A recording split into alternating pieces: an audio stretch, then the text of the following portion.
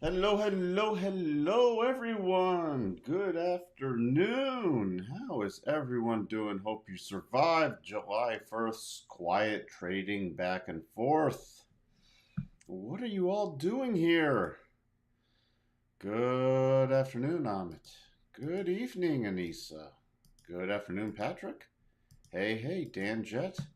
So, gonna keep this a little shorter today. I just got done recording the Jim Iorio podcast, which will drop early next week.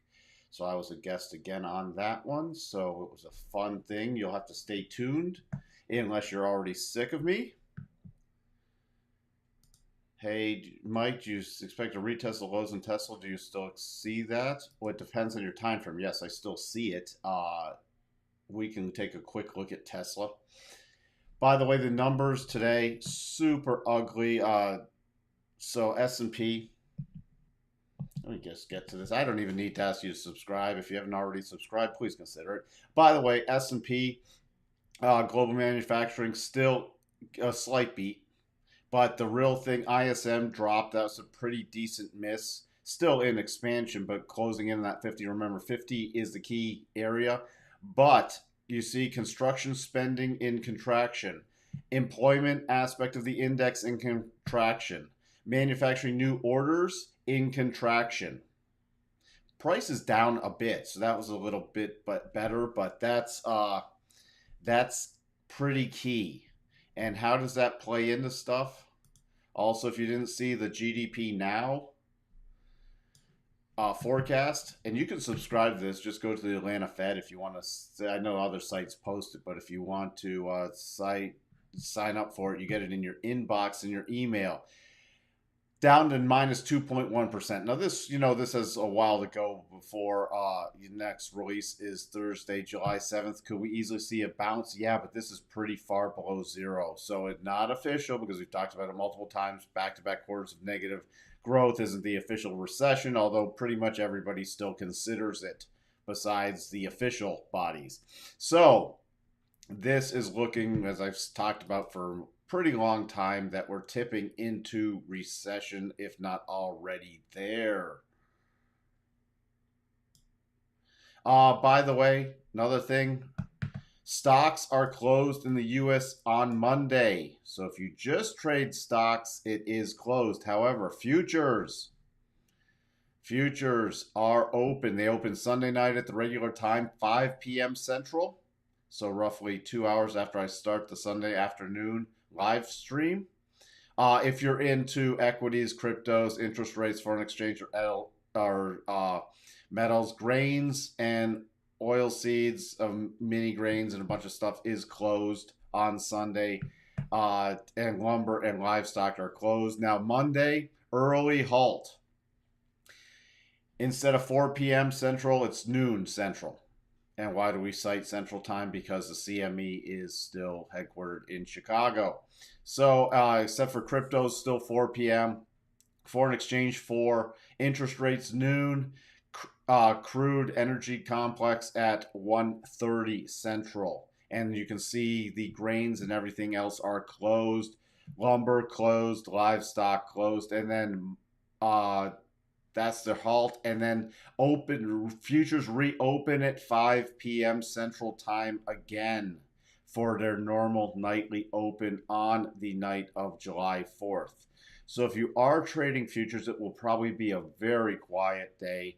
But if you're looking to enter stuff or manage it, just know that if you have positions on, it is still trading, albeit a short session. You can't just go to sleep, and pretend it's a day off. Futures aren't trading. Now, if you have really wide stops, it's probably not going to make a difference. I doubt anything's going to happen unless something drastically happens over this weekend, but not expecting it. By the way, besides your semiconductors, which have been in long-term bearish mode, and remember, Micron gave horrible guidance. Semiconductors just getting crushed today.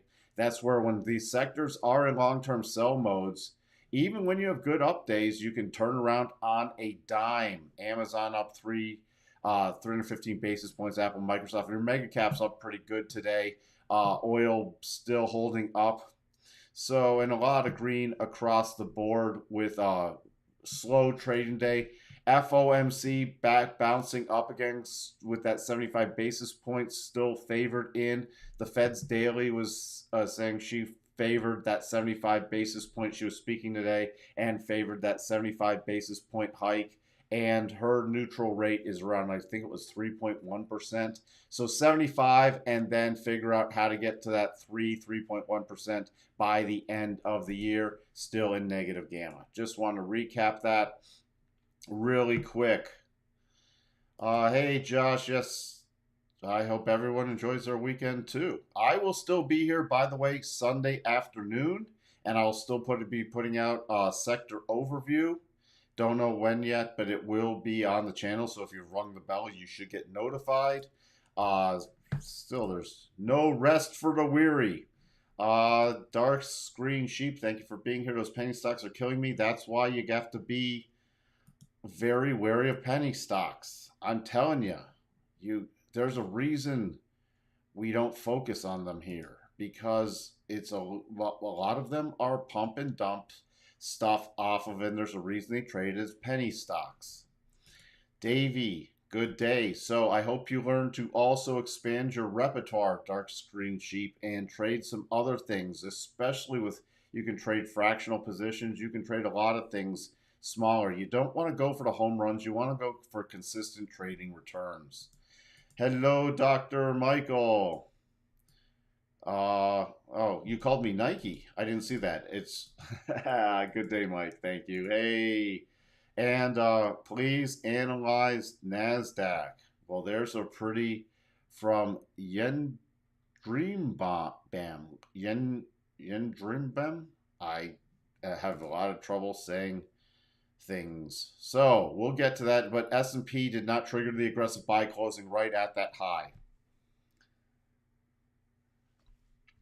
So right now, again, I went over some longer term levels for the podcast next week. So if you want some longer term stuff, really, I'm watching now short term, and this is short term only breakout play above 38.35 or breakdown play below 37.45. We had that potential double on there earlier, but this turned into a triple bottom and then a late day. And, it was so thin this afternoon that I'm going to really just watch how it trades on Sunday. But we did break out of that horizontal channel. Keep in mind, above about 38.32, we go into an advanced clear path. So that's all I'm really looking at longer term, and we'll do more of this on Sunday, but longer term cycles getting towards the bottom zone. But really, overall longer term, we have the breaks above 39.50 or the real break below about 36.38 to really help define the next key levels. So do keep that in mind. Other than that, we're into still a larger consolidation pattern and still a lot of overhead resistance. And overall, long term, I'm going to stress we still favor lower prices. So I'm not going to ruin some of the stuff I talked about on the podcast either. I'll leave that to watch the podcast. Nasdaq, what cycle's a little closer to bottom on the Nasdaq again. If we do get a close, this would have to be a Tuesday close above the high on 11,696.75. It would be an aggressive buy, but still, all these things look the same. And by the way, also your breakdown levels. So you're still below, even though we popped above it, you still can't ignore that key resistance area. Other than that, everything's a breakout or breakdown play for me. Longer term, on the Nasdaq, cycle still at the top, but weekly at the bottom. So we could still see in some interesting trading conditions going into the beginning of next week, which will help us resolve the short-term bottom. So the only thing that gets me more bullish, since you wanted a little more, I'll focus on the Nasdaq a little more bullish. We start getting into the area above about 11,707, and breakdown is below about 11,396. Remember, you can use your harmonics. You start getting above here, which is also pretty much the 37.5 harmonic. 11,804 is the 50%, and then you short term you can get more bullish if it gets above this 11,919 area. Okay, but other than that, it's still nimble trading back and forth with a long-term downward bias. Dow, little stronger breaking out of this, but again, it ruined the double bottom. That's why the targets are off by this being a triple bottom. Okay, and it's just, you really have to take this trading today with a grain of salt, especially this afternoon. So I'm going to be watching about 31, 130, 40 breakout play. But then the challenge with this is you're slamming into a breakdown zone. Oops. So it's just very nimble short-term trading still at this point. Let's see. Sterling, every trade setup I watched that triggered moved so quickly that I didn't trade any of them. I'm nimble, but not that nimble. Doubles would trigger and just keep going with no pullbacks. And sometimes with these thinner markets, you get stuff like this. And I mean, the notes trading was insane today. So remember, we closed above the 62.5, and what's the first target then? 87.5, 1204, 120.04. Look at the high today, 120.04. And that went there like a rock. I mean, this is insane for notes price trading action. This, for the notes, insane. Little double right there. Hope you spotted the double. For the people who know how to trade them, with the volatility, you could have used the aggressive, and then it just, I mean, this gave an entry, but no, the little pullback right here, but you could still get reward to risk coming slamming down. Then you did have a little on the 15-minute, but nothing going with that one being end of day on a Friday with a little short-term double. By the way, with notes, I'll give you a little preview. I'm going to be watching now for a little pullback again. A little pullback and then a potential major bottoming pattern. This is rocketed a little too high, overbought, and I would love to see a pullback, then a rotation back up to get a potential inverse head and shoulders, reversing this whole thing. Now, it still is early because we don't have a shoulder yet, but that's what I'm going to be keeping my eyes out for.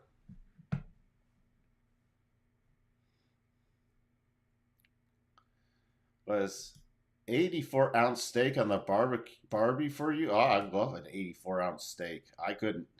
May you analyze my life as well.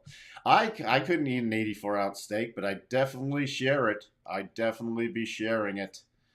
So that does sound good. I'm going to barbecue tonight.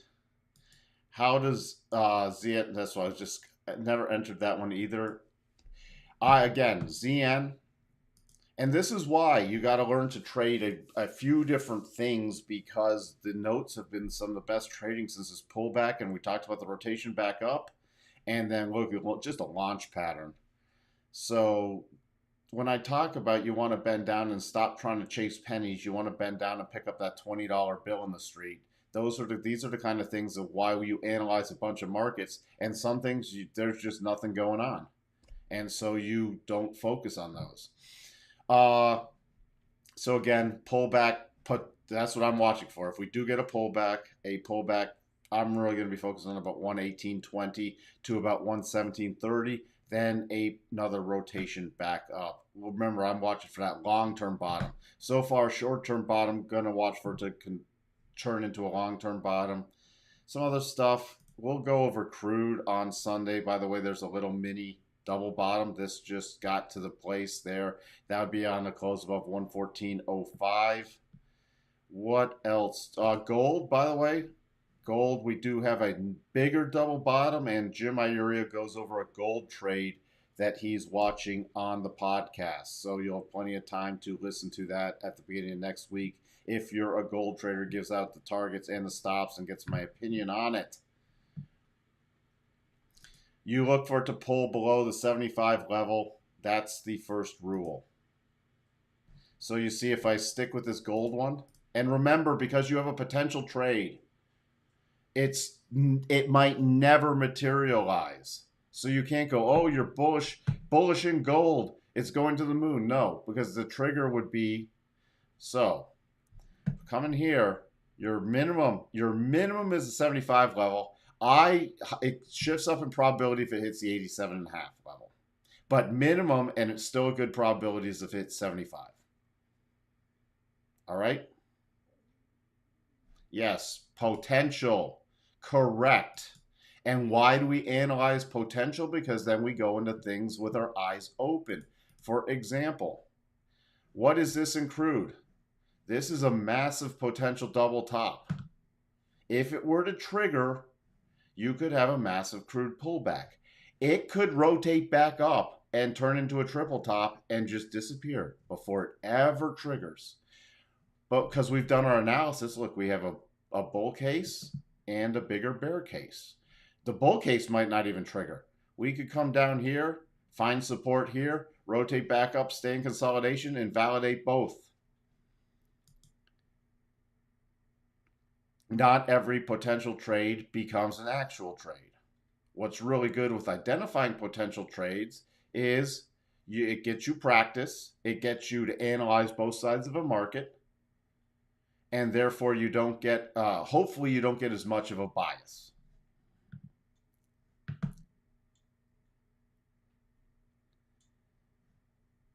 You are welcome, Amit. So that's why, that's why we do stuff like that. By the way, I did want to touch on Bitcoin since it does trade all weekend, and pretty much we're holding at that first target from this little mini double top. The only thing that invalidates this did pull down. Watch, we can do the same analysis here. Amit. So it doesn't matter. I've tested these out on all these markets. Now higher time frames test better than lower time frames. But you see here, it did meet the criteria at that 75. Even if this rotates back down with this slight move up, it's still a valid potential double bottom. But this met the minimum criteria. That's why it's on the chart. But overall, even if we triggered this, it would just be a potential bounce up back to that 25K area for another substantial rollover play. Remember, targets on Bitcoin, my next major target is because statistically we favor returning to about 12,200 to about 10,900 with a minor level of 14,400. On extensions, you pick the shorter or longer tops. All right, I'll give you it in a nutshell. If I'm going against the larger term trend, I tend to use the shorter ones because I call them the conservative targets because they're the closer in. If, let's say, I pull back to a weekly rotation zone and we have a really nice daily double bottom and weekly rotation still being up. For example, let me go back to crude.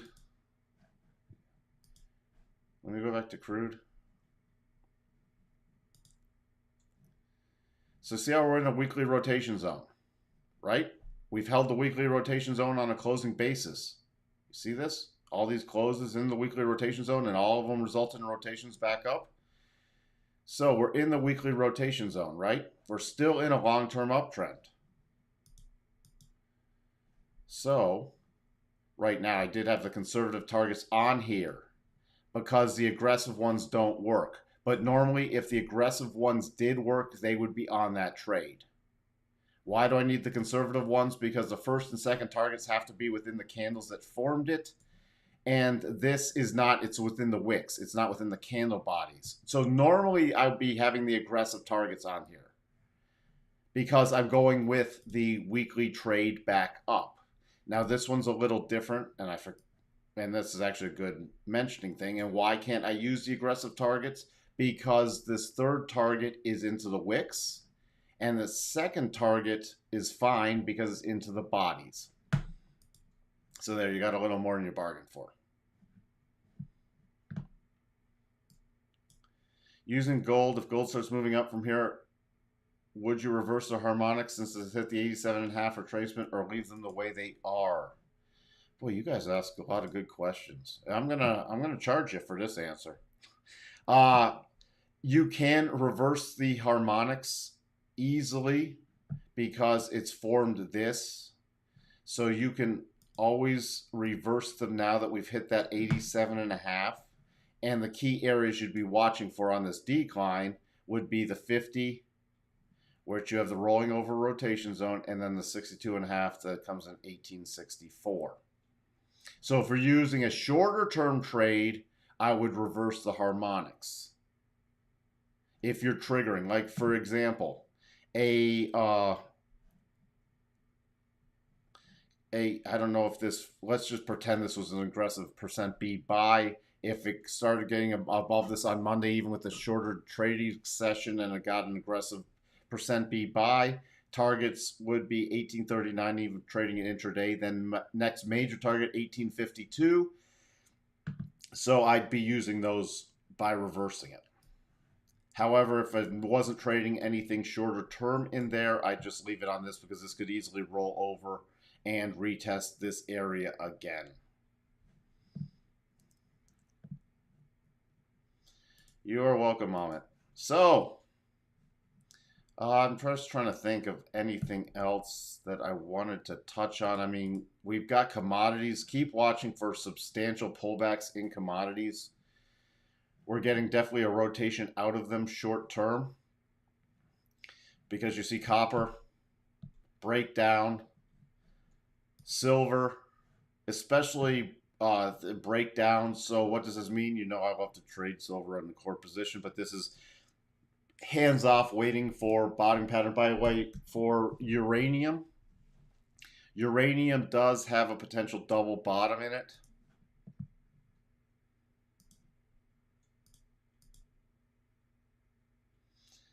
And here's another thing with targets. So you see this target area. You see I put on the aggressive because I'll check them both out.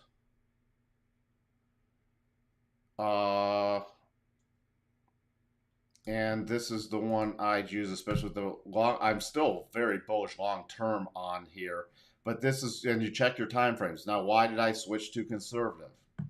Just on the daily, it's technically here's the breakout level. On the daily, the first target's coming in roughly with the 50 EMA. Second target right by to this gap open, and third target right to that gap fill close. So the targets line up really nicely with additional price action, and you look at the weekly, and the first and second target and even the third are within the weekly. The third's just missing the weekly rotation zone and the 50. So you could easily spike back up here and then close back below it and pull back again. So there's another little lesson. And you do have a gap magnet here to the upside, so it could be a pretty nice trade in uranium. Also, from my perspective, still to be traded around the core position. We had a question on Tesla. Statistically, let's see. Let's go through this.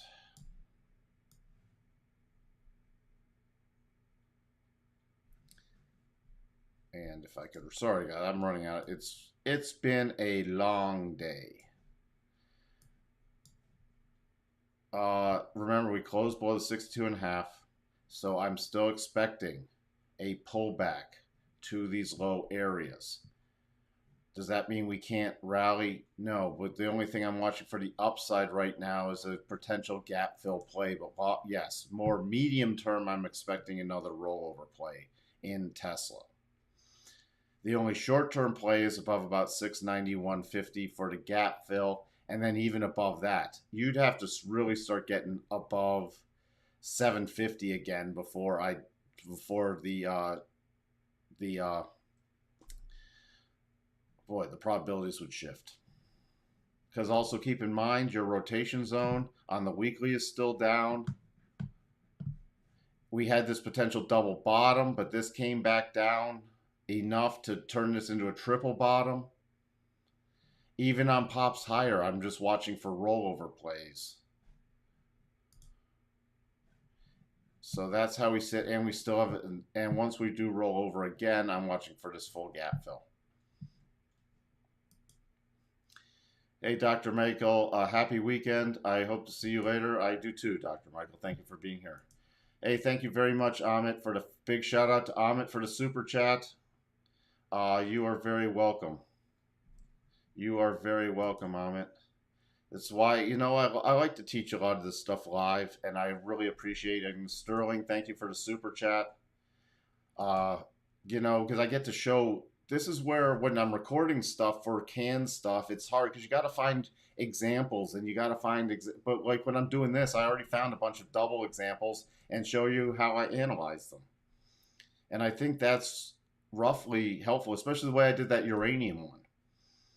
And it doesn't matter. I don't care if you don't trade uranium. It doesn't matter what market you trade. You're gonna do this. Try to learn what I'm doing. It's really gonna help you get much better at your technical analysis. Again, once more, big shout out to Amit and big shout out to Sterling for the super chats. Thank you for acknowledging him, Dr. Michael, for both of them. I'm glad you found this group too.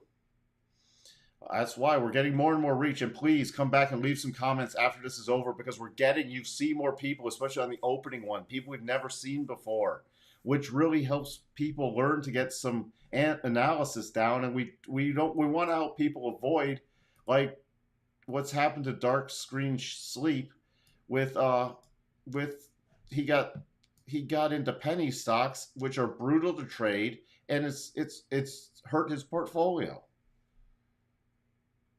So let's keep working on that, everyone. Thank you. I really appreciate it.